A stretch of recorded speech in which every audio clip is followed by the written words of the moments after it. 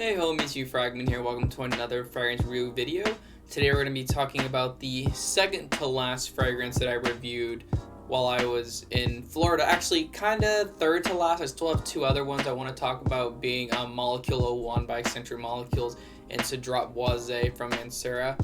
But this is one of the sample ones that I got from Dillard's along with Dolce & Gabbana Light Blue Forever. Oh my gosh, I blanked on that hard. And Spice Bomb Infrared. This one is Profondo Light. Like I say, just sample them. You know, if you go to Dillard's and just say, hey, I really want to take a sample of this home. I want to be able to just test it out on my skin instead of just spraying it and walking around the mall and coming back. Which you could do that. I used to do that a lot. I almost lost it there for a second. They can make you these little travel atomizers at Dillard's, so I highly recommend you doing that. Pre-pandemic, they actually let you make them yourself, which was genius. I absolutely love that idea. I hope they bring that back sometime soon. But with that, if you love review videos, if you like more concise, straight to the point reviews, not super long-winded, I guess, not trying to expand on everything, just give you the details. Please like and subscribe and let me know if you have or have tried Profondo Lights and if you really enjoy it.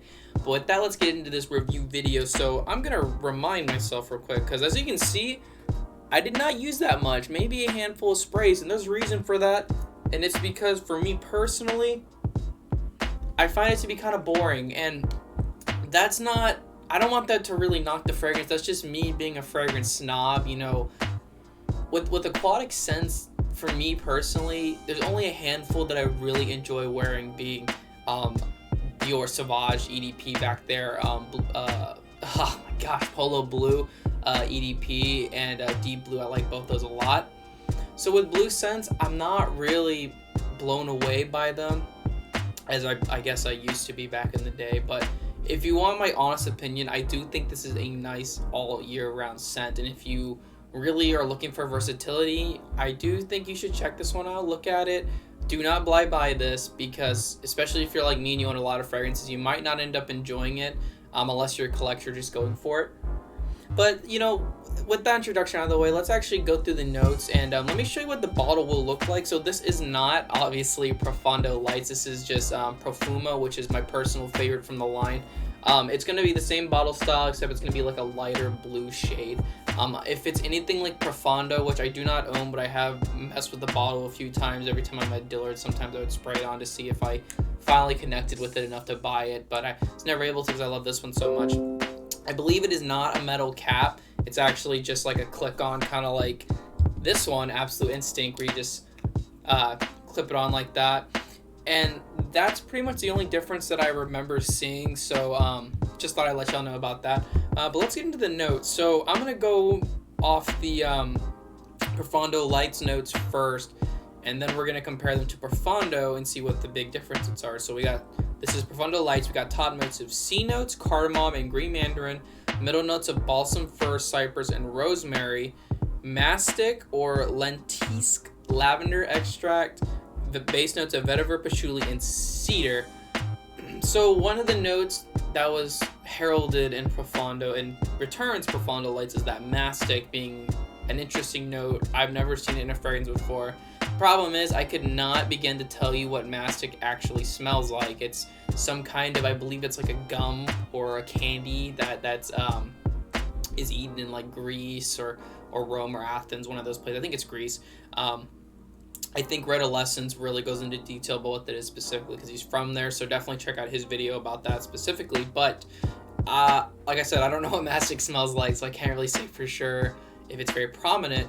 What I do get, though, at least initially, that cardamom is there. It's sweet, it's very sexy, but a lot of it is just those C notes, cypress, and rosemary. This is a very aquatic fragrance, so if you're not really into aquatics, you're not going to like that. In comparison to Profondo and Profumo, it still has that really resinous smell, I guess is a way to put it. It's salty, not resinous, I'm sorry, it's musky. That's what it is. It's got that salty muskness that Profondo was heralded for, so was Profumo, while Profumo being darker, obviously. Profondo was compared to basically being a fresher version of the original Acqua di Gio, which is still like a freaking awesome scent, but it doesn't last at all, which sucks. So I would say, and this is a little weird, I would say this one is probably even closer to what Acqua di Gio was originally, as in I think Profondo made it a little bit more musky than I remember it being, while this one basically is a lighter version of Profondo. But yeah, let's actually see what the different notes are. So on the top they added that this is Profondo, original Profondo. On the top we got Acqua Zone and Bergamot instead of the cardamom, which was there. So top we got C notes, Acqua Zone, Bergamot, green mandarin. Middle notes of rosemary, cypress, lavender, and mastic. So having the same middle notes, except there's no balsam fir. And then in the base, we got mineral notes, musk, patchouli, and amber. So, like I said, this is literally just a lighter version of Profondo. If you found Profondo to be a little bit too musky for your liking, a little bit, I guess, too salty, I guess that Acqua Zone and those mineral notes, I guess, amplified it. I don't own it, and I never tested it enough to really give you all a good comparison in that regard, but based on the notes and what I'm smelling here in my memories of Profondo, I've smelled it a few times, this is basically just a lighter, fresher version of Profondo. So I can't really say which one is better because I haven't tested Profondo enough, but going off smell to smell of what I remember, I think I like Profondo more. I think I've always leaned more towards the musky scent. I feel like they work better on my skin than just the light, freshy scents. The musk is just, salty musk is just incredible. It's a great combo, and it's still here. Like, you can still smell it, but it's not as pronounced as in Profondo. So if you wanted my opinion on that, I would say, obviously test them both out. They're going to be next to each other at the big box retailers, but don't blind buy because you might be disappointed because they're not super crazy unique scents in my opinion, which that's not a knock. Not every scent has to be unique. It just has to work. Speaking of working, this one did not really last on my skin.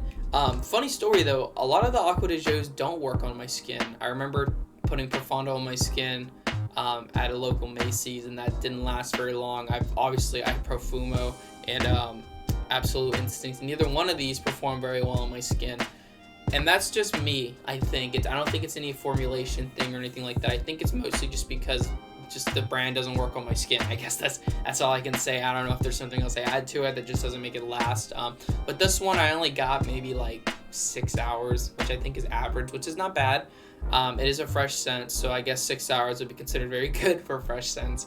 But I only got like an hour projection. It does become a skin scent around like that 4 or 5 hour mark for me personally. I just dropped the sample bottle, whatever. So it does become a skin scent for me, which sucks because with fresh scents, I like it to be like an all-around thing. Well, you don't have to get like right up on me to smell. Like, I want to just smell fresh. Like, I want people to actually notice, oh my gosh, he's clean, he smells fresh. That's what I want for my fresh scents, and that's why I like Polo Blue, Dior Sauvage. They both do that for me, while Polo Blue is more like shower jelly, I guess is a good way to put it, compared to Sauvage, which is more like peppery and musky. But yeah, I mean, that's my review for Profondo Lights. In simplified terms, like I've said multiple times already, a lighter version of Profondo. Not bad in the slightest. It just did not blow me away or anything like that. In all honesty, the only one that really blew me away from those three that I've been testing between Victorol Spice Bomb Infrared and Dolce Gabbana Light Blue Forever. Light Blue Forever is the one that really stuck out to me the most because I had not smelled a fresh grapefruit like that in a scent basically ever. It was that good, and it was shocking because with the light blue flankers, you never expect that. But I don't want to get off topic. That's my review for Acqua di Gio Profondo Lights. Man, I don't know why I'm blanking so much. Just a little update for y'all before I end this video. I will be going back to Florida next week, but don't worry. I figured out, my dummy brain figured out that I can make videos and have them scheduled to release, so I'll be able to pre-record. I'm not leaving till Thursday. Be able to pre-record a video for y'all to come out next Monday. I believe I'm going to do that one on either Cedrat Boise or Molecule 01. We'll see about that. I haven't decided between the two which one I want to do yet, but keep an eye out for that one. That will come Monday at some time. I probably will set the time to release maybe around like noon or so. But yeah, that's my review of Profondo lights. Thank y'all so much for sticking around and checking out my videos. Please remember to like and subscribe, and I will see y'all next time. Hugh Fragment out.